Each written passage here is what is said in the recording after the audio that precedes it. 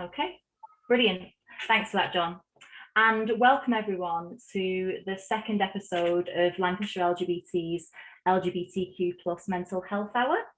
So I'm just going to run over some housekeeping initially. Everyone's mics and cameras are switched off because this is being recorded. And it'll just be myself and Mark, the BSL interpreter, whose cameras will be on. So we've got Mark here who's doing our BSL interpreting. We also have the closed captions that are coming up at the bottom of the screen for people to make it more accessible. And we've got John, my colleague, who is going to be monitoring the chat for us tonight. So if you've got any thoughts or comments that you want to make, please put them in the chats. And just to make it clear, we've got a policy of zero tolerance towards any type of prejudice in this event. So any type of Islamophobia, racism, homophobia, biphobia, or transphobia will not be accepted, and you will be removed from the Zoom. So just to introduce who Lancashire LGBT are, we're a pan-Lancashire charity, and we work with all aspects of the LGBTQ plus community to make sure people are healthier, happier, and better connected. And my name's Beth, my pronouns are she, her, and I'm a support worker at Lancashire LGBT. So the LGBTQ plus mental health hour started around a month ago. We had our first episode, and this is our second. And the purpose of it is really to raise awareness of LGBTQ plus mental health and the specifics of that, and through an intersectional lens as well, and also to share some tips to people in the audience who might be struggling on how better to manage your LGBTQ plus mental health. So this is the live version of the event, and it will later be uploaded to YouTube and people can watch it thereafter. And we'd really like it if people could share this event and the video afterwards as well. There will be a short evaluation form, which I'll email out to everyone tomorrow, and we'd really appreciate it if you fill that out as well. So without further ado, I'm going to introduce our two very special guest speakers for today. We've got Osman and Deenah, and they're from Hidayah. So Osman is the outreach volunteer for Hidayah, and they're a charity which provides support and welfare to LGBTQIA+ Muslims and education around the queer Muslim community to counter discrimination, prejudice and injustice. And Deenah is also a volunteer for Hidayah and a proud Muslim lesbian. She's a fledgling journalist and believes strongly in empowering marginalised communities. She loves cats, comics, and poetry in that order. So Osman and Deenah, hello, thank you for joining us. Hi, thank you for having us. Yeah. Oh, hello. Are you both doing okay today? Yeah. I've been really excited to just to take part in the event. Thank you so much. No, absolutely. We're really, really happy to have you here. So I think that we'll just start by, introducing yourselves maybe in a bit more detail, who you are, maybe about your identity, and a little bit, as much as you want to share, about your personal journeys with being an LGBTQ plus Muslim and Hidayah more broadly, I guess. So I'll go to you, Osman, first. Yeah, thank you so much. So sadly, for many LGBTQIA plus Muslims like myself who are not out to their family and friends, life can seem very isolating. However, it's always important to remember you're not alone. Reaching out to organizations like Hidayah can provide that important support. So I think I should really start with talking a little bit about my own personal journey. So for me, I grew up in a predominantly Black and brown Muslim community, and I really didn't feel comfortable being out. My parents were migrants who grew up in a very different time and place with very different values from my own. One of 6 siblings, both my mum and dad worked 7 days a week, and if we needed support, we could always rely on our local community to help out. However, I did grow up around a lot of toxic masculinity. For cultural and religious reasons, I was always afraid to be my true self and worried that people would figure out my sexuality. As a coping mechanism, I put on a very macho front. And it was really when I was 16 that I got the opportunity to visit family in London.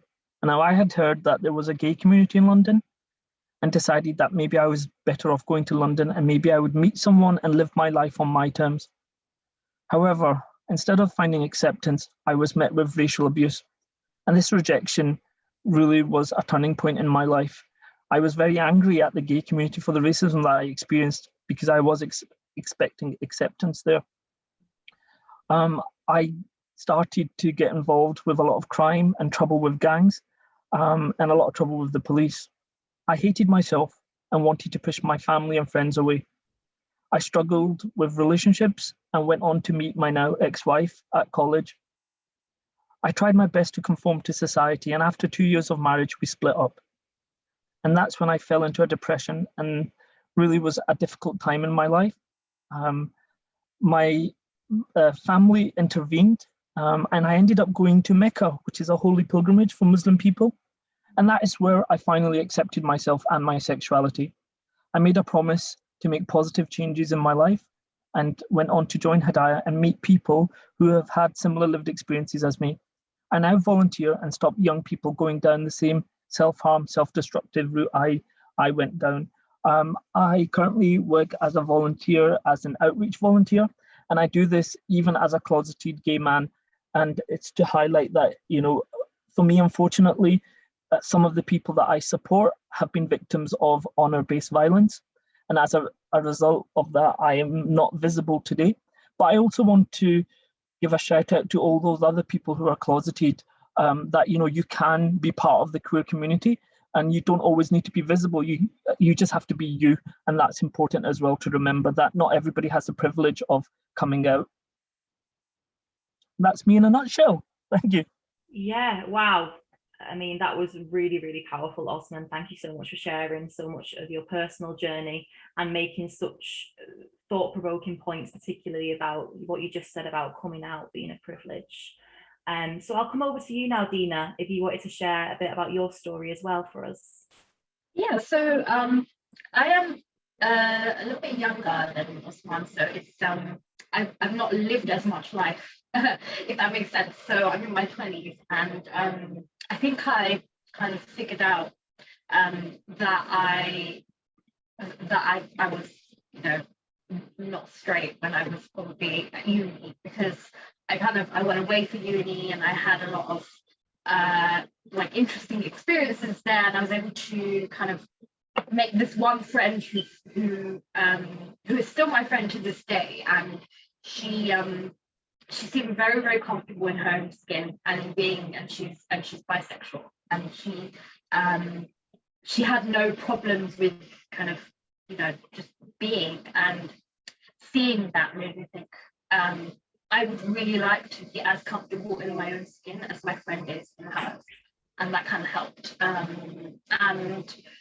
when a little bit after I graduated uni, I wrote a piece for Lacuna magazine, which was about the No Outsiders program, which was this LGBT education kind of route that was going on in Birmingham. And Which post office?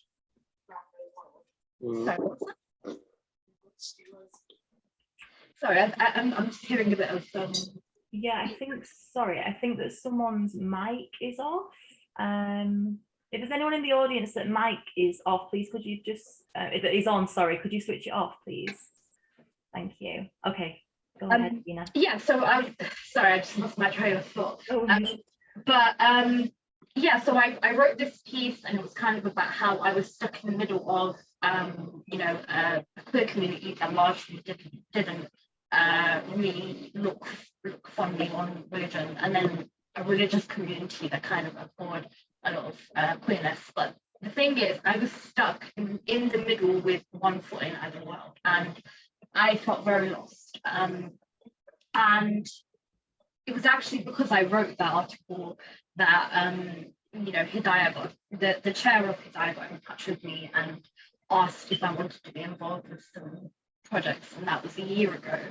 And I think for me, I've never been to Mecca, but I've always wanted to go. I've always wanted to go to Hajj, but my turning point was actually this Ramadan, which has just passed earlier this year, and it was probably the first Ramadan I had in a long time where I felt like I really felt like I connected with my spirit again, because before that there was always kind of this gap between my religious self and in terms of sexuality. So joining Hidayah kind of helped, because I was around people who were in similar situations as me, and that really, really helped, because it meant that I didn't feel like I was so alone.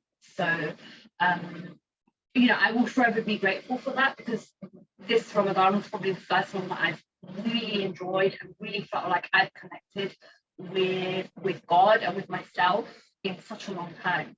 And I credit Hidayah for, you know, being a part of that journey, of my journey. And I think also, you know, we talk so much in Islam about making sure that we take care of ourselves and that we look after our bodies. And I think that extends to our brains and our minds and our hearts and our spirits, because that's like such a key part of Islam that isn't really talked about enough. So I actually think, to quote what someone said in a film recently, you know, being queer has kind of made me a better Muslim, I think. So that's kind of, and yes, I do love cats, like, a lot. I think that cats are very important to mental health too, because if I feel sad, I just look at a cat video or something and it makes me feel sad. So yeah, that's me. That's great. Thanks, Deenah. Love the bit about cats as well. So yeah, thanks for that. Really, two very, very amazing introductions there. So I just wanted to speak a little bit about the specific issues that queer Muslims face.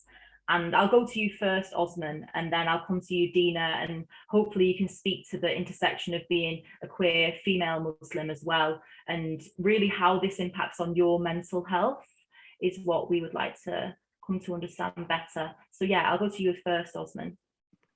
Yeah, I can just talk about some of the challenges that we face in the community. So for many of us, you know, there's this lack of religious support. Many Muslims don't feel comfortable talking about sexuality with faith leaders, and faith leaders are not really open to discussing LGBT plus issues with congregations for the fear of backlash. And then in terms of community support, it's not safe to be out in the community. The stigma of family honor or bringing shame to the family and stops queer Muslims coming out. For me personally, I don't care what people think about me, but I worry that people might use my sexuality to hurt my family or the community then to go and ostracize them. And speaking of family, for many queer Muslims, there is this lack of family support. For many families think that, Muslim families think that being gay is a Western lifestyle choice. So, you know, they don't recognize that, you know, this is who we are, you know, this is part of our biology. So Hidayah has had to become this adoptive family, a family that loves us unconditionally and provides us with that support, and most of all, a safe place for us to be ourselves. Mm-hmm. Yeah, no, it's so important to carve out that space where you can feel safe and seen and welcomed. No, that's really great. Thanks, Osman. And yeah, Deenah, yourself, about sort of the intersections of being a queer female Muslim and how that impacts on your mental health. What are the challenges? I think there is like a specific kind of patriarchy that I kind of have to deal with, in addition to various other things. Kind of because I live with family, and then there is like, and it seems kind of petty to mention it, but it's like very basic things like who's in the kitchen and who's sitting in front of the TV, and kind of how that there are these really, really rigid kind of gender roles, and, you know, I'm expected to conform to them. And that could really, really mess with mental health, because, you know, because if I'm doing other stuff that's related to diet, for example, with that. And so in that sense, you know, it really does kind of negatively impact my mental health. But I kind of echo what Osman was saying about kind of the found family aspect of it, because I'm someone who really, really gravitates towards people who are like me, which is why it was so good to find Hidayah, but also people within the organisation who were in a similar position to me, or who could be talking, like, I feel like I could kind of vicariously live through a lot of my you know, relatively new queer friends who you know, talk about their partners, and, you know, just being able to like live through them is really nice, because it means that, like, I know that they're happy, and that makes me happy, even if I can't be in the same situation. But it is difficult, I think, because you know, not being able to be 100% yourself, especially during the pandemic, because obviously we've all been at home this whole time, so there isn't that outside space to kind of be able to breathe and be away from family, and to have kind of spaces where you can feel more safe. So not having that has been tough. But I think what's really helped is kind of having online things, like online with Hidayah, we had like virtual iftar, and that's the meal that we eat to break our fast, so back in Ramadan. And other stuff like that has been really, really great for kind of my mental health anyway. And I think that's a big part of it. It's about community. It's about replicating that feeling of community. If we can't do it in person, then it's something that we can do virtually. And my hope is that we can go back to doing in-person stuff one day. Anyway. Let's just get this whole variant thing over with. Yeah, I think we all hope that that will be coming soon as well, where we can be in person again. But who knows?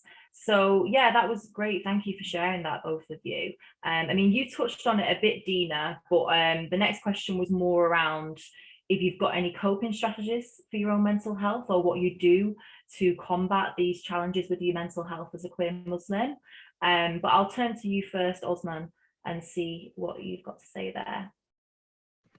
Yeah, I think for me personally, I think an important statement I need to make is that sort of many LGBTQIA plus folks have had extremely negative experiences with organized religion, and it has been weaponized and used against us purely on the basis of our sexuality, gender identity, or how we present.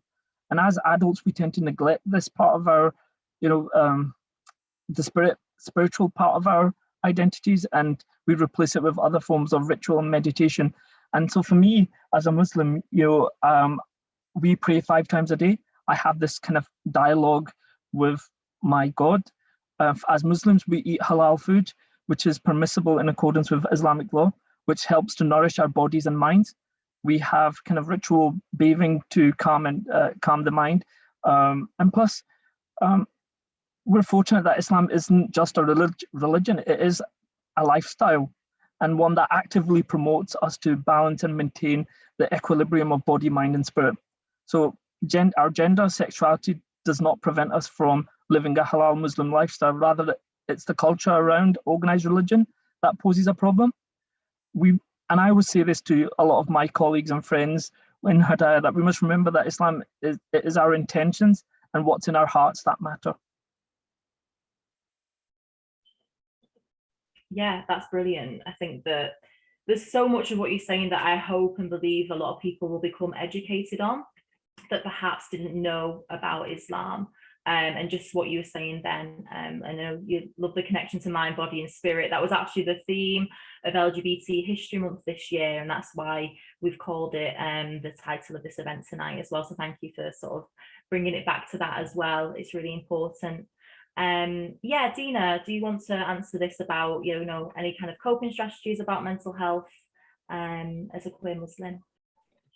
Yeah, so as a writer, I am someone who likes to kind of wind down by doing creative things. So I really love writing, and that's something that I kind of do to let some of the words out that have kind of been jumbling up in my head, which does happen quite a bit. And I think especially given the past year when a lot of people have lost their jobs, myself included, it is really, really important to keep busy with things that matter to you and things that align with your values. So for me, I've been working on this project with Hidayah actually, which is like kind of meant to be a collection of stories told by queer Muslims who want to tell their experiences, and it doesn't necessarily have to be kind of traumatic aspects if they've got any. It can be quite lighthearted. I've written a piece for it that is all about kind of likening my being positive to being a superhero, and how it's kind of like having a secret identity. And right now, I'm basically being, you know, the equivalent of Superman, but then, you know, with the glasses on, I'm Clark Kent, and no one knows who I am, if that kind of makes sense. So so being able to kind of put these things into words and put them on the page, and then have people, you know, react positively to like that kind of writing, or if it's to do with poetry or, you know, any other form, that is what I find really rewarding about like this specific coping mechanism of writing, because it's a way for me to kind of say what I often can't say with like verbally, or I can't kind of shout from the rooftops. I can put it on the internet, and or I can share it with friends. And I think that's so important, because a big part of taking care of yourself when it comes to mental health is to do with allowing yourself like soothe time, and time to be with the people that you love, and to be affirmed by those people, for them to tell you that, you know, for them to remind you that you're a good person, and vice versa. So for me, writing is a really big one, and I think it always will be. I've written some poetry, which I haven't done in a while. So like over the lockdown, I've written quite a bit of poetry. So things like that are really, really important to me. But I also echo everything that Osman said in terms of, you know, doing kind of the rituals of being a Muslim, like praying, and the process that we do before we pray is called wudu, where you basically, it's like an ablution, like a washing that you do before every prayer. And just doing things like that can really be like cleansing, not only for the body but also for and for the spirit. Yeah, I just want to kind of second what Deenah was saying there around, for me as well, I really like poetry, and I really like affirming poetry, and I'm just going to post in the chat.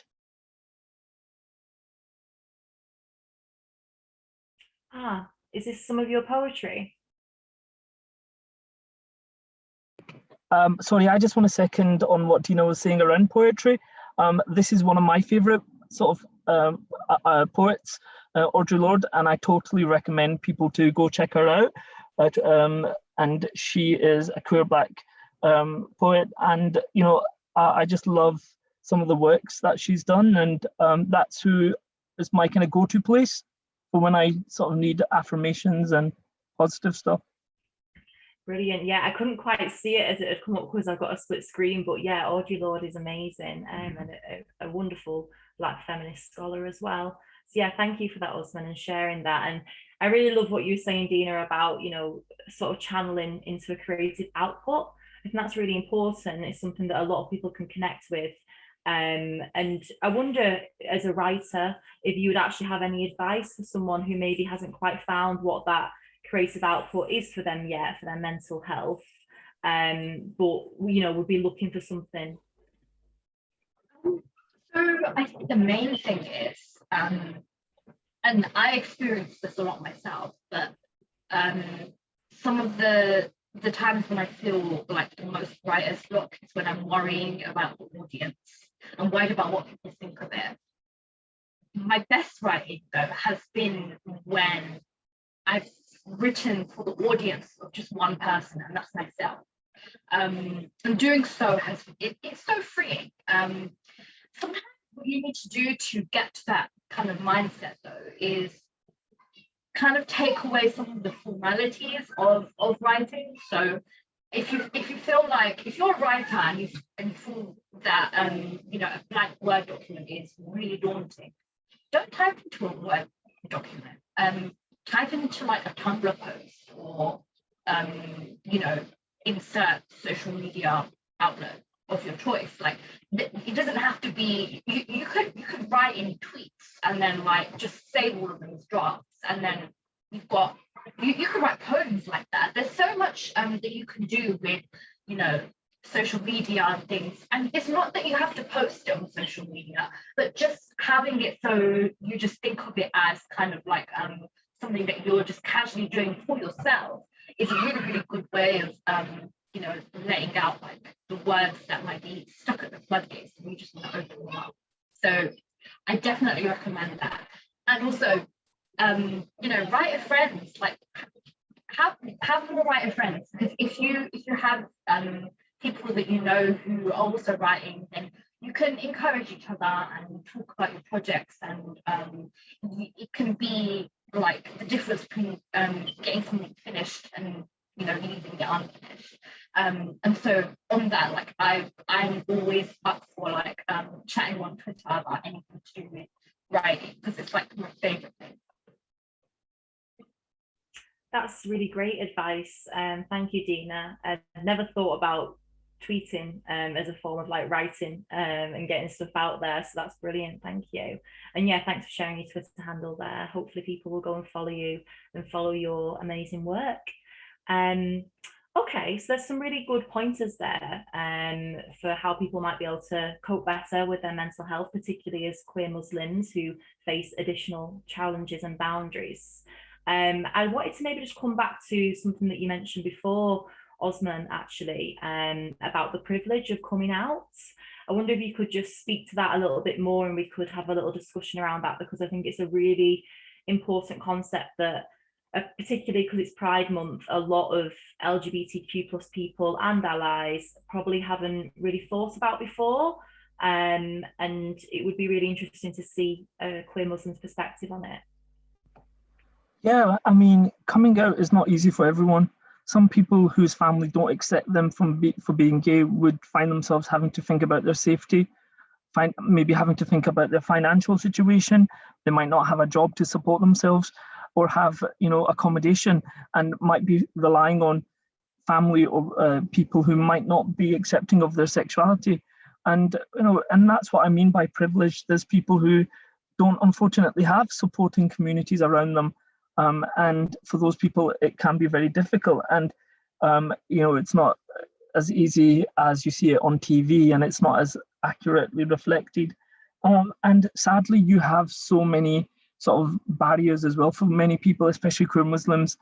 It can be difficult for queer Muslims to find accessible and safe spaces within the queer community. So queer Muslims face damaging stereotypes from other members of the LGBT community as well. An example of this is when some of our members have attended queer venues, they've come across barriers as people presume just because they're wearing a hijab or a headscarf that they're in the wrong place. And you find yourselves defending your faith and trying to convince people you can be gay and Muslim. And these constant microaggressions is enough to turn anyone away. And that's really what I mean by this is that, you know, people see the queer community as all rainbow and unicorns, and it really isn't sometimes. And for queer Muslims, it can be really challenging. And that's why my advice to people who are struggling is to find your tribe, you know, go out there, make friends, and, you know, contact organizations that can support you, and create your own family. Yeah, that's just so important. Thank you so much for saying that. I think that what you were mentioning before as well about sort of the validity of a queer identity that isn't necessarily out yet, and how it's still valid and it's still queer, and it's still just as important, but there might just have been, you know, different reasons due to the inequalities in society, the challenges that queer Muslims face that mean that they couldn't come out. So I don't know if you have anything else to say on that point. Yeah, I think it's important to remember that, you know, visibility starts with yourself. When a queer Muslim is visible, it helps the whole community in terms of recognition and validity. If you're unable to come out, which does not make you any less valid as a queer person, then you can still participate in online events such as the one we're on just now. You can take part in physical social activities such as the ones that Hidayah and Inclusive Mosque Initiative run, you know, and even Pride events. Luckily, you know, there has been some benefits to COVID. More people have gone online, which means that more people can connect from their bedroom. They don't need to attend a Pride venue. And if you don't feel safe in, queer spaces, then, online could be an option as well. Yeah, that's a really valid point about the pandemic bringing a lot of things online. It's actually made it accessible for a lot of people for various different reasons, whether it's due to safety or ability. So I think it's important to remember that. I wonder, Deenah, did you have anything to sort of come in on this point of coming out in the queer community as a queer Muslim and the privilege of that? Yeah, like I think there's a lot to be said about how it's seen as this milestone that absolutely has to be reached for everyone, and so and that's something that I could not disagree with more, because it's not making this. There's so much emphasis on making things public, but I think it's more important to be true to yourself, and being true to yourself doesn't mean the same thing as telling everyone about everything in your life, because, especially when your safety is at risk.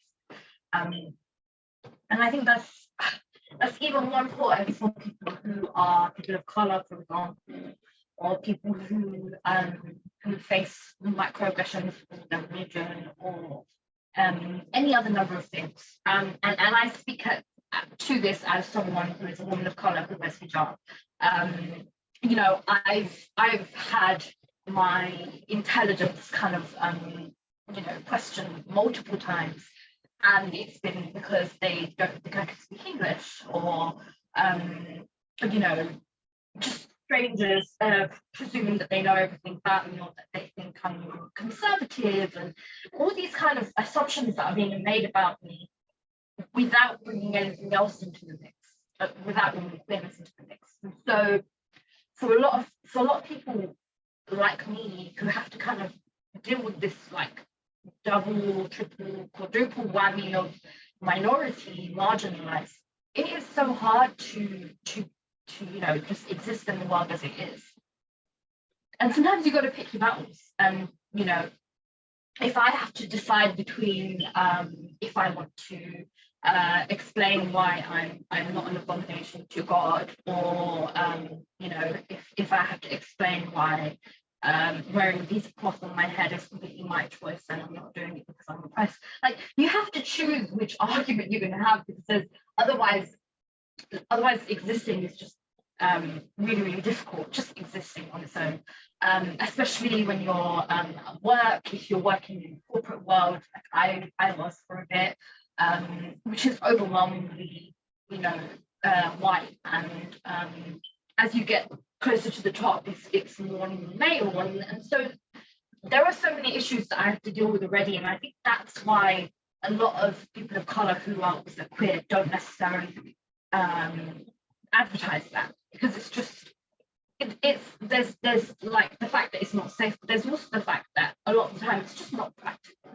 And I think when we think about kind of pride and all this stuff, we think about it in terms of like, through sort of rose-tinted glasses. And the truth is, that's not how the reality is for a lot of people who are in the minority, in what is an overwhelmingly, white, cis queer scene, essentially.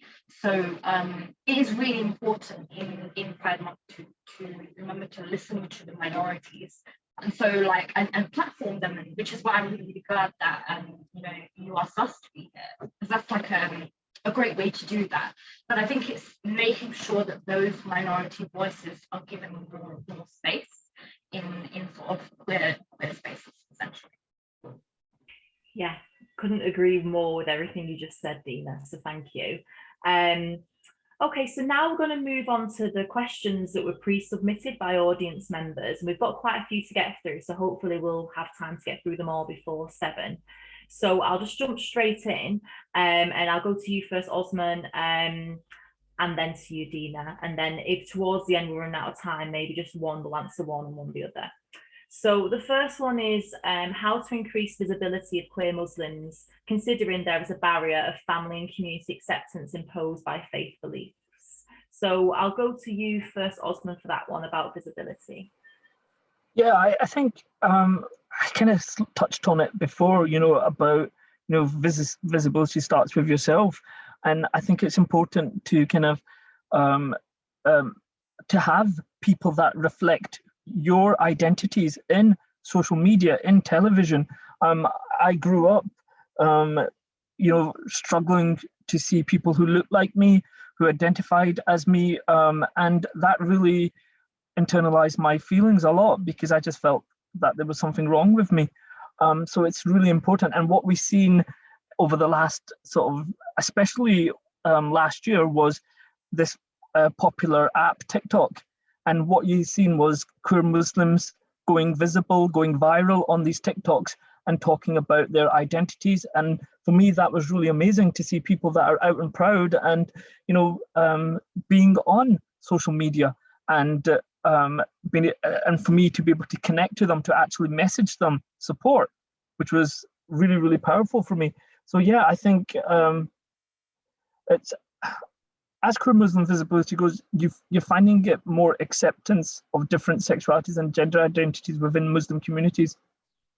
So what you want to see really more of is organizations like Hidayah, in my Inclusive Mosque Initiative, for people to support us, to be on social media, to retweet us, or to go onto Facebook and repost and like some of our content. And then that way, it will transcend beyond the queer community and into Muslim communities, and even further afield into countries like Saudi Arabia and Iran, where you could face a hefty jail sentence or even lose your life. So I think it's important that we use social media as a powerful tool to raise the voice of queer Muslims and other marginalized groups, such as people with disabilities and the trans community as well, because unfortunately marginalized communities within marginalized communities are the ones that are struggling just now. Yeah, absolutely. Yeah, thank you for such an informative answer there. I think actually I'll go to the next one for you, Deenah, because it's actually a question with multiple questions within it. So let's see how we go with this one. So I'm seeing more and more queer Muslim visibility online, which is great.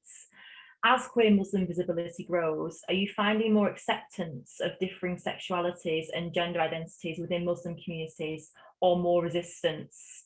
So I'll just go to that with I'll go with you to you, Deenah, with that, just with that first one. Yeah, so this is really interesting because it depends on where you go, and I think social media plays a big part in that, because there are certain platforms that are pretty heavy on their Muslim content, and I absolutely love it. So Galdem is a great example of that. Aurelia magazine, independent media that really champions those voices. So in that sense, and that prioritizes those voices, because Galdem, for example, and Aurelia only publish work by people of marginalized identities. So you have to be of a marginalized gender, or you have to be a person of color.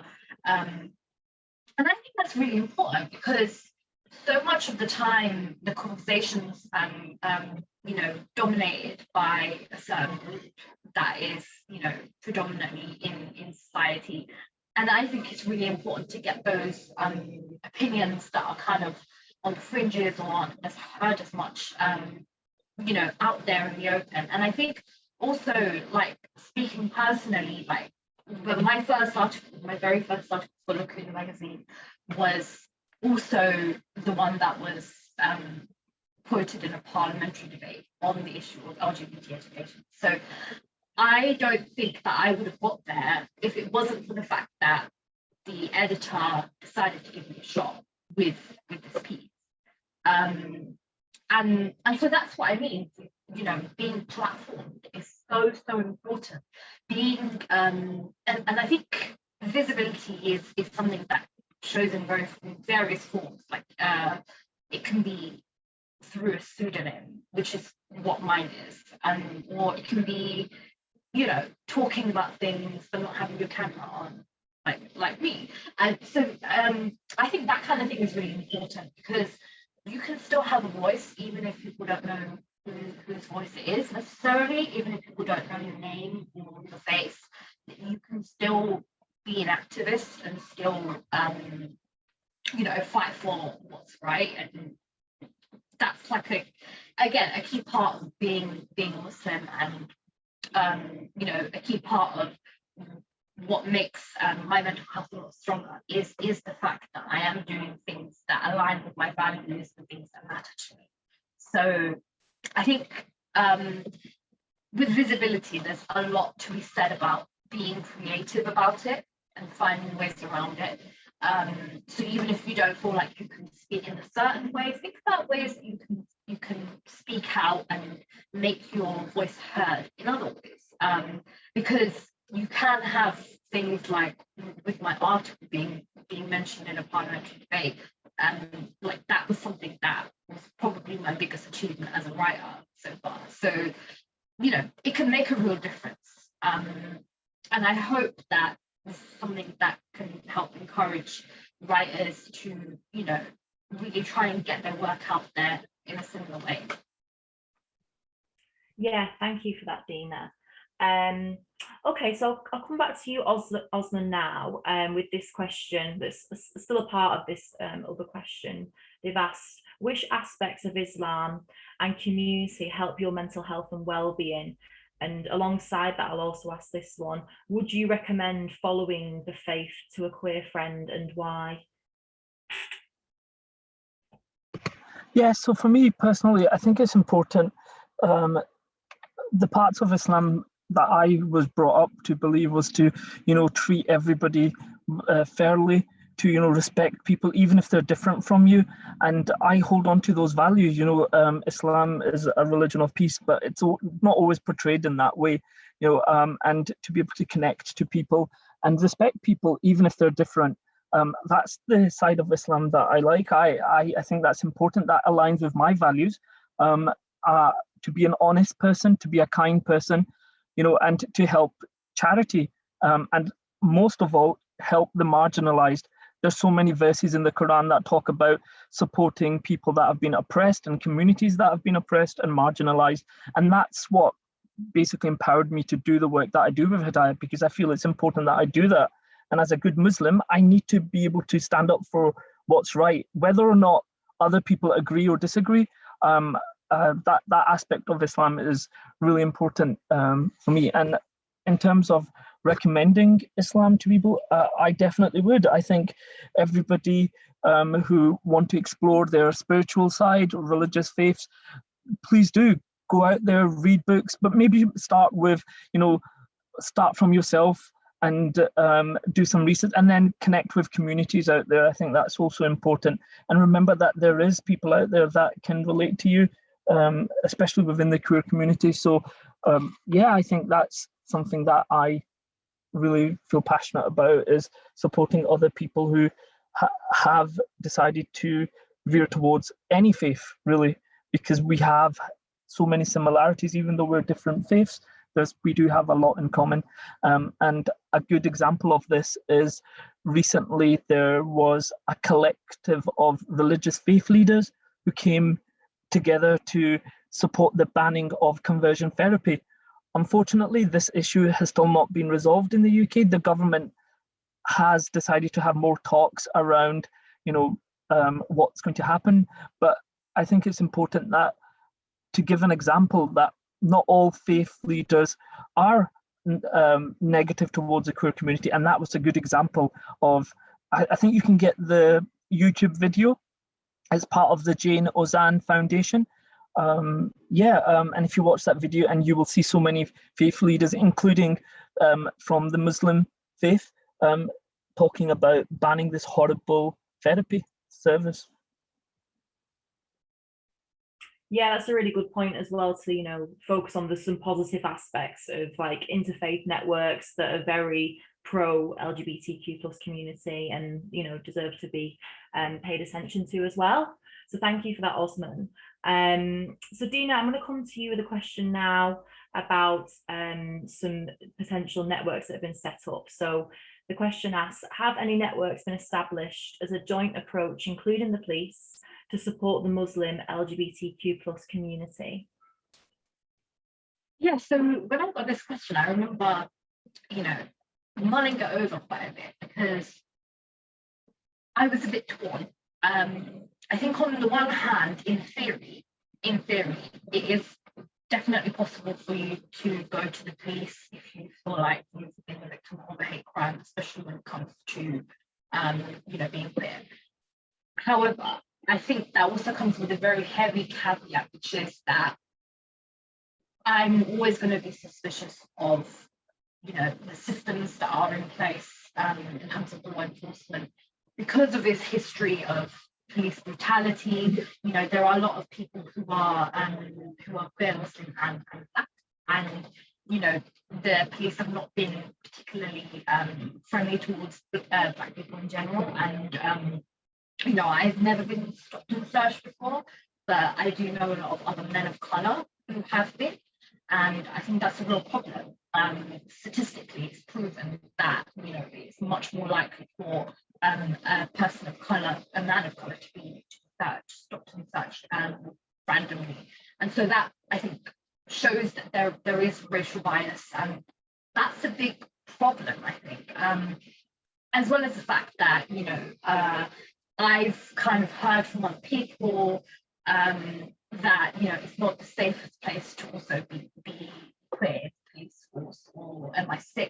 Recently, director of MI6 finally apologized for the fact that until 1991 it was banned for anyone who was LGBT to be part of MI6, to be part of the force, and they were kicked off the force. They were found out, and so I think there is a lot of there's a lot to be said about kind of the problems with policing, and I think that if we want to have some kind of network or joint approach with the police, then it has to be with the understanding that it's a system that desperately needs to be reformed, and its problems really acknowledged. So I think without that, I don't know if I would necessarily personally rely on the police for help in this area.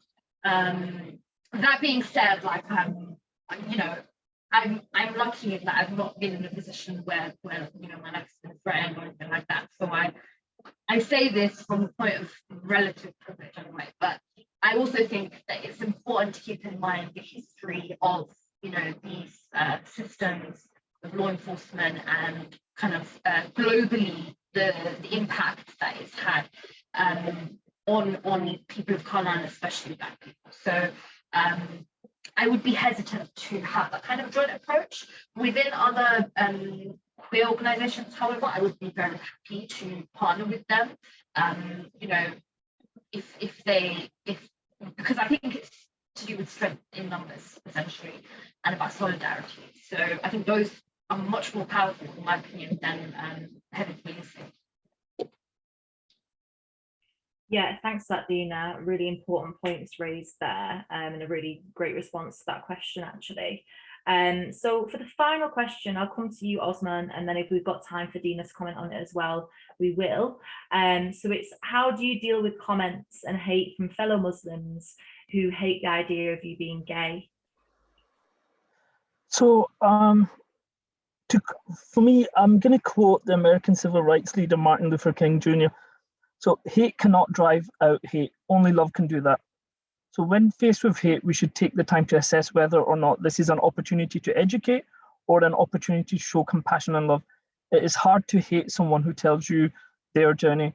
Hatred is born out of fear. So if we take the time to educate, then we help the community as a whole. Being LGBTQ requires only to be strong and patient, and it's not any different for a queer Muslim. Thank you for that. That was fantastic. Deenah, I wonder if you had any comments on this question as well. I think the main thing is, and I'm again really fortunate in that it's not really been a huge issue for me online or anything like that, but I was advised by my editor not to look at the Facebook comments.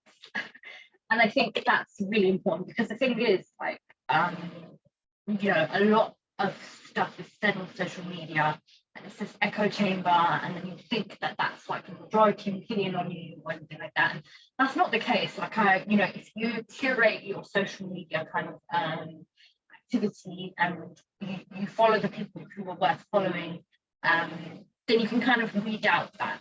So I think that's a really, really important point. And you know, if there is something hateful that comes away, just blocking, like liberally blocking, because it's not, you don't owe anyone anything when it comes to this kind of thing. And like there is of course a place for, you know, the love, and I think that definitely applies to people in real life where you can have that conversation. But I also think that, you know, you've got to draw a line in the sand as well and make sure that you stick to it, in terms of, you know, taking care of yourself, and that being the #1 priority. Because without taking care of yourself, you're not able to, you know, your mental health is going to deteriorate, and then that's going to, you know, hurt you further down the line. So I would always say #1, when it comes to, you know, getting these kind of comments, is to take care of yourself and to make sure that you prioritize that, because it's not selfish, it's you taking the time to, you know, love yourself, and you know, that self-care, which is so important. Yeah, thank you for that. Really important about self-care, particularly as a marginalised community, or if you're a marginalised community within a marginalised community. Self-care is absolutely essential to survival, I would say, for our mental health. So thank you for bringing that point to our attention. So we have just a couple of minutes left. I'm just going to perhaps put you both on the spot and just ask you for any kind of closing comments that you want to make about, you know, queer Muslim mental health, any words of guidance for people, or anything that you want to bring to the very final part of the discussion. So I'll come to you first, Osman. Yeah, I think ultimately we must watch what we consume, because that affects all three parts of us: our mind, body, and spirit. And that includes what we actually consume. Foods that we actually consume, information we mentally consume, religious principles and ideas we spiritually consume, and being aware of general consumer culture. Wow, yeah, very important. Thank you for that. And Deenah, yeah? Yeah, I would echo that, and also just making sure, like, that that putting yourself first isn't seen as something that is, you know, self-centered or bad in any way. And I think, especially when, you know, you feel like you have to hide part of yourself, that doesn't mean that you're not being true to yourself. It just means that people around you don't necessarily know every single aspect of your life, and that's it, and that's okay. And I would also say, like, you know, I've said this before on Twitter, but like, if you're queer Muslim, you're my family now. That's it. That's the rule. So, you know, if you're ever struggling, you know, do try and reach out to people and organisations. You know, they are there to help you, and you know, ultimately, you're not alone. No one is alone in this. And we got you back. That's lovely, thank you. Could maybe one of you just mention how people can find you as Hidayah if they do need support? Yeah, I can post details of our website. And if you want to follow us on social media, we're on Twitter, Instagram, and yeah, by email, and we're here to support anybody. And as I said, please follow us. You don't need to be queer and Muslim to follow Hidayah or any of the other organizations out there. And yeah, we look forward to having more physical events, and fingers crossed, we looking to take part in Manchester Pride. So if you see us, please give us a wave. Oh, I absolutely will. I'll be there. Thank you for that. Thank you so much, Osman and Deenah. You've been absolutely phenomenal guest speakers. I think that we've all probably learned something that we didn't know coming into this. I certainly have. So just thank you so much. We really, really appreciate you coming on and being here with us, especially during Pride Month. Of course. Thank you for having us. No problem at all, more than happy to. Also just want to thank Mark, our BSL interpreter. Thank you so much again. And yeah, thank you everyone for joining us this evening. We hope that you found it really fruitful and thought-provoking, and maybe raise some awareness about things you didn't know about being a queer Muslim. And please just show your support to Hidayah and similar organisations if you can. So thank you. Thanks everyone. So John, you can actually stop recording now and then end the Zoom, and the recording will download.